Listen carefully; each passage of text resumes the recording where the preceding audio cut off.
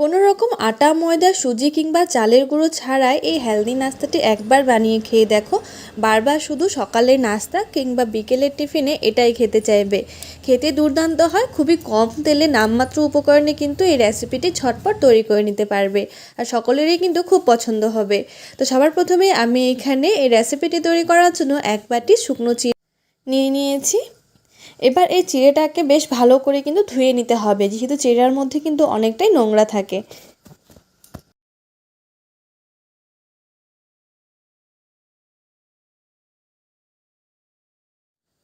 আমি প্রায় 4 থেকে 5 বার মতো বেশ ভালো করে চিড়াটাকে জল দিয়ে ধুয়ে নিয়েছি। তো বারবার ধোয়ার ফলে কিন্তু চিড়াটা অনেকটাই নরম হয়ে গেছে, তোমরা দেখতেই পারছো অনেকটাই কিন্তু সফট হয়ে গেছে। এবার এ পর্যায়ে এর মধ্যে দিয়ে দেব কেটে রাখা পেঁয়াজ কুচি, পেঁয়াজ ও লঙ্কা কুচি। তোমরা যদি এটা নিরামিষ দিনে খেতে চাও সেক্ষেত্রে পেঁয়াজটাকে স্কিপ করতে পারো, পেঁয়াজ ছাড়াও কিন্তু এটা খেতে বেশ ভালো লাগে। এটাকে আরও বেশি টেস্টি এবং বাইন্ডিং করার জন্য এর মধ্যে দিয়ে দিচ্ছি একটা সেদ্ধ করে ম্যাশ করে রাখা আলু। তোমরা এখানে কিন্তু টক দইটাও ব্যবহার করতে পারবে যদি অ্যাভেলেবেল থাকে। এরপর স্বাদ অনুযায়ী নুন দিয়ে এই সব উপকরণগুলোকে একসাথে বেশ ভালো করে এর একটা ডো তৈরি করে নেব।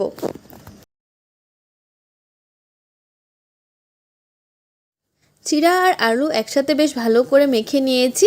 এবার অল্প অল্প করে এর থেকে ডোটা নিয়ে এর গোল গোল শেপ তৈরি করে নেব। তোমরা যে কোনো শেপে তৈরি করে নিতে পারো। এভাবে করে আমি সবগুলো চিড়ার থেকে কিন্তু ডো তৈরি করে নিয়েছি। অন্যদিকে আমি এখানে একটা ছাঁকনি নিয়ে নিয়েছি, বড় ছাঁকনি। তোমরা যে কোনো কিন্তু ছিদ্রযুক্ত থালা কিংবা যে কোনো পাত্র ব্যবহার করতে পারো। এবার এর মধ্যে এক এক করে এই চিড়ের তৈরি করে রাখা বলগুলো দিয়ে দেব। দিয়ে এটাকে ভাপিয়ে নেব 5 মিনিট মতো, 5 থেকে 10 মিনিট পর্যন্ত। আর এত সময় আমরা এর জন্য একটা চাটনি তৈরি করে নেব। চাটনি তৈরি করার জন্য আমি এখানে নিয়ে নিয়েছি 6 থেকে 7 কোয়া রসুন, একটা মাঝারি মাপের পেঁয়াজ কুচি আর সামান্য একটু আদার টুকরো দিয়ে দিলাম। এর মধ্যে দিয়ে দেবো কয়েকটা শুকনো লঙ্কা। তোমরা চাইলে এখানে শুকনো লঙ্কার পরিবর্তে কিন্তু কাঁচা লঙ্কাটা ব্যবহার করতে পারো, কিন্তু শুকনো লঙ্কার টেস্টটা কিন্তু বেশি ভালো আসে। ঝালটা অবশ্যই নিজেদের পছন্দ অনুযায়ী দেবে। তারপর দিয়ে দিচ্ছি এর মধ্যে কয়েকটা কারি পাতা দেওয়ার পর এর মধ্যে দিয়ে দেব 1 থেকে 1.5 টেবিল চামচ পরিমাণ সাদা সর্ষে। তোমরা এখানে সাদা সর্ষের পরিবর্তে কালো সর্ষেটা ব্যবহার করতে পারো। আর যদি ঘরে টমেটো অ্যাভেলেবেল থাকে সেক্ষেত্রে চাটনির মধ্যে কিন্তু টমেটোটাও দিতে পারবে। এবার খুবই সামান্য জল দিয়ে এর একটা কিন্তু পেস্ট আমাদের তৈরি করে নিতে হবে। পেস্টটা তৈরি করার সময় অবশ্যই এর মধ্যে স্বাদ অনুযায়ী নুন দিয়ে দেবো। তোমরা চাইলে এই নুনটা কিন্তু পরেও ব্যবহার করতে পারবে। তো পেস্টটা আমাদের তৈরি করা হয়ে গেছে, জাস্ট ফোড়নটা বাকি আছে। আর এতক্ষণে কিন্তু আমাদের এই চিড়ের বলগুলো কিন্তু বেশ ভালোভাবে ভাপানো হয়ে গেছে। এবার হালকা ঠান্ডা করে নেব।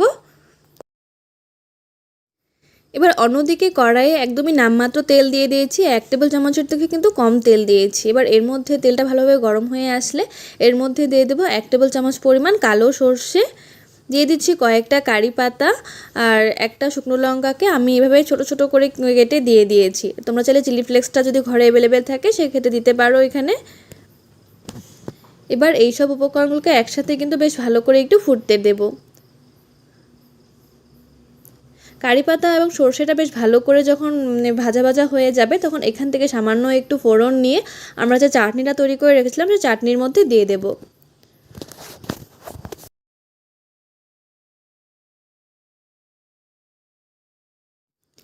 আর বাকি বেঁচে যাওয়া ফোড়নের মধ্যে চিড়ার বলগুলো দিয়ে হালকা একটু ভেজে নিলে কিন্তু তৈরি হয়ে যাবে আমাদের এই সুপার টেস্টি নাস্তা। অবশ্যই বাড়িতে একবার হলেও বাড়িতে ট্রাই করে দেখতে পারো, অসাধারণ লাগে খেতে।